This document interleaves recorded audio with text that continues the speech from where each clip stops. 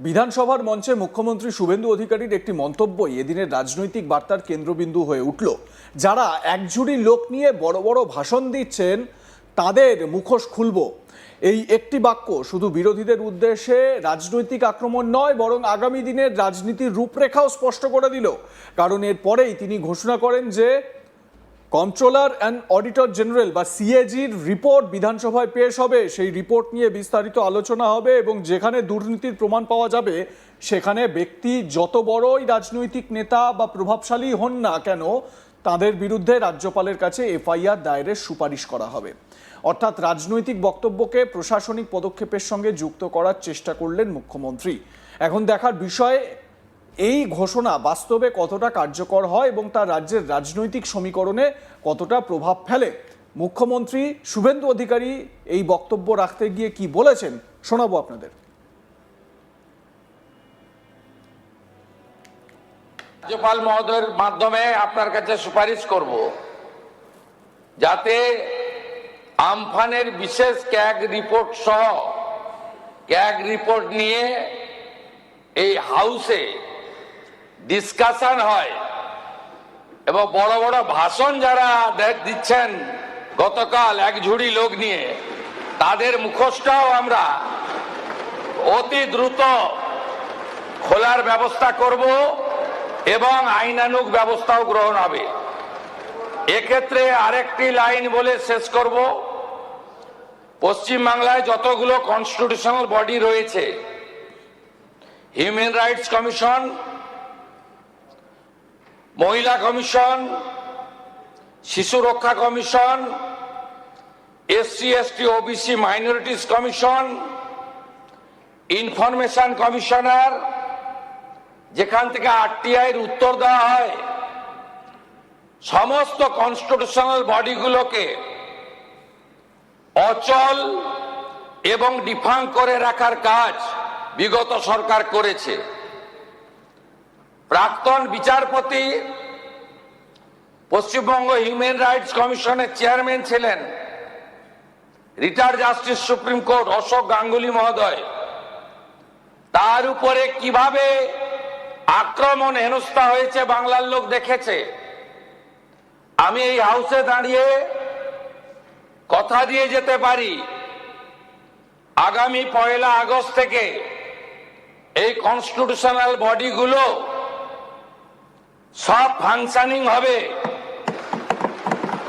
এরা সব অভিযোগ নিতে বাধ্য আর অভিযোগ নিয়ে অ্যাকশন নিতেও বাধ্য।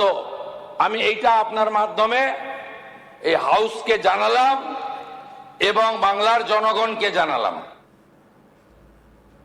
মুখ্যমন্ত্রীর বক্তব্যে একেবারে স্পষ্ট করেছেন যে তিনি কি করবেন, মানে যত বড়ই কেউ হন না কেন, মুখ্যমন্ত্রী হন না কেন বা অন্য কেউ হন না কেন, ব্যবস্থা তিনি নেবেন, এই বক্তব্য রেখেছেন। বুধবার বিধানসভায় স্বরাষ্ট্র দপ্তরের বাজেটের উপর আলোচনার জবাব দিতে গিয়ে শুভেন্দু অধিকারী যে বার্তা দিয়েছেন তার রাজনৈতিক তাৎপর্য একাধিক স্তরে গুরুত্বপূর্ণ। দীর্ঘদিন ধরে পশ্চিমবঙ্গের রাজনৈতিক পরিসরে দুর্নীতি, আর্থিক অনিয়ম এবং প্রশাসনিক স্বচ্ছতা নিয়ে যে বিতর্ক চলছে সেই প্রেক্ষাপটে তিনি ক্যাগ এবং লোকায়ুক্তের মতো সাংবিধানিক প্রতিষ্ঠানের রিপোর্ট নিয়ম মেনে বিধানসভায় পেশ করার প্রতিশ্রুতি দিয়েছেন। এই ঘোষণা শুধুমাত্র প্রশাসনিক সংস্কারের প্রতিশ্রুতি নয়, বরং এটি পূর্ববর্তী সরকারের বিরুদ্ধে রাজনৈতিক জবাবদিহির প্রশ্নও সামনে এনে দেয়। ক্যাগ বা কন্ট্রোলার অ্যান্ড অডিটর জেনারেল দেশের অন্যতম গুরুত্বপূর্ণ সাংবিধানিক প্রতিষ্ঠান। সরকারি অর্থ কোথায়, কিভাবে এবং কতটা নিয়ম মেনে ব্যয় হয়েছে তার নিরপেক্ষ মূল্যায়ন করে এই সংস্থা। সংসদীয় গণতন্ত্রে ক্যাগের রিপোর্ট কেবল একটি হিসাব নিকাশের নথি নয়, বরং সরকারের আর্থিক দায়বদ্ধতার অন্যতম প্রধান মানদণ্ড। সেই কারণে ক্যাগের রিপোর্ট বিধানসভা বা সংসদে পেশ হওয়া শুধু একটি প্রথা নয়, গণতান্ত্রিক জবাবদিহির অপরিহার্য অংশ। মুখ্যমন্ত্রীর বক্তব্যে সেই সাংবিধানিক গুরুত্বই বিশেষভাবে উঠে এসেছে। একই সঙ্গে তিনি লোকায়ুক্তের বার্ষিক রিপোর্টও বিধানসভায় আনার কথা বলেছেন।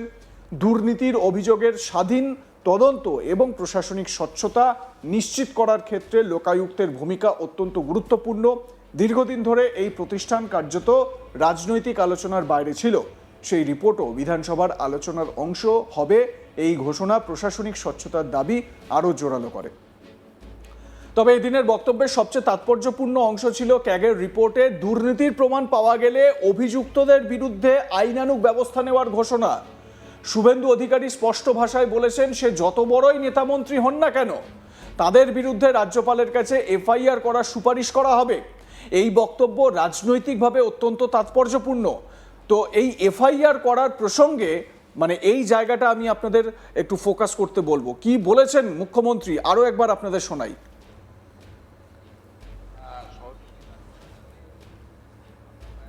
আমাদের জলপাইগুড়ির বেশ কিছু রাজ্যপাল মহোদয়ের মাধ্যমে আপনার কাছে সুপারিশ করব, যাতে আমফানের বিশেষ ক্যাগ রিপোর্ট সহ ক্যাগ রিপোর্ট নিয়ে এই হাউসে ডিসকাশন হয় এবং বড় বড় ভাষণ যারা দিচ্ছেন গতকাল এক ঝুড়ি লোক নিয়ে, তাদের মুখোশটাও আমরা অতি দ্রুত খোলার ব্যবস্থা করব এবং আইনানুগ ব্যবস্থাও গ্রহণ হবে। এক্ষেত্রে আরেকটি লাইন বলে শেষ করব, পশ্চিমবাংলায় যতগুলো কনস্টিটিউশনাল বডি রয়েছে, হিউম্যান রাইটস কমিশন, মহিলা কমিশন, শিশু রক্ষা commission, SC ST OBC minorities commission, information commissioner, যেখান থেকে আরটিআই এর উত্তর দেওয়া হয়, সমস্ত কনস্টিটিউশনাল বডিগুলোকে অচল এবং ডিফাঙ্ক করে রাখার কাজ বিগত সরকার করেছে। প্রাক্তন বিচারপতি পশ্চিমবঙ্গ হিউম্যান রাইটস কমিশনের চেয়ারম্যান ছিলেন retired justice supreme court Ashok Ganguly মহোদয়। তার উপরে কিভাবে আক্রমণ হেনস্থা হয়েছে বাংলার লোক দেখেছে। আমি এই হাউসে দাঁড়িয়ে কথা দিয়ে যেতে পারি, আগামী 1 আগস্ট থেকে এই কনস্টিটিউশনাল বডিগুলো সব ফাংশনিং হবে, এরা সব অভিযোগ নিতে বাধ্য আর অভিযোগ নিয়ে অ্যাকশন নিতেও বাধ্য। আমি এইটা আপনার মাধ্যমে এই হাউসকে জানালাম এবং বাংলার জনগণকে জানালাম। আপনারা আজ তাক বাংলার একটি বিশেষ আলোচনা দেখেছেন, যেই লাইভ ডিসকাশনে আমরা এটা কয়েকদিন আগেই বলেছিলাম, আজ তাক বাংলার খবরের যে সত্যতা তার একটা ইঙ্গিত কিন্তু পাওয়া গেল। আমরা বলেছিলাম যে প্রাক্তন মুখ্যমন্ত্রী মমতা বন্দ্যোপাধ্যায়কে গ্রেপ্তারের কি একটা তোড়জোড় তৈরি হচ্ছে, দুর্নীতি সহ বিভিন্ন ইস্যুতে কি একটা বিষয় সামনে আসছে। দেখুন, এদিন বিধানসভায় মুখ্যমন্ত্রীর যে বক্তব্য, সেই বক্তব্যে সেই বার্তা কিন্তু একেবারে স্পষ্ট। তিনি পরিষ্কার বলছেন যে যেই হন না কেন, মুখ্যমন্ত্রী হন বা আর যে কোনো নেতা মন্ত্রী হন না কেন, তার বিরুদ্ধে এফআইআর করার জন্য রাজ্যপালের কাছে দরবার করা হবে বা সুপারিশ করা হবে। অর্থাৎ সরকার অ্যাকশন নিতে একেবারে প্রস্তুত। তো স্বাভাবিকভাবেই কিন্তু শুভেন্দু অধিকারীর এই বক্তব্যে দৃঢ়তা স্পষ্ট হচ্ছে।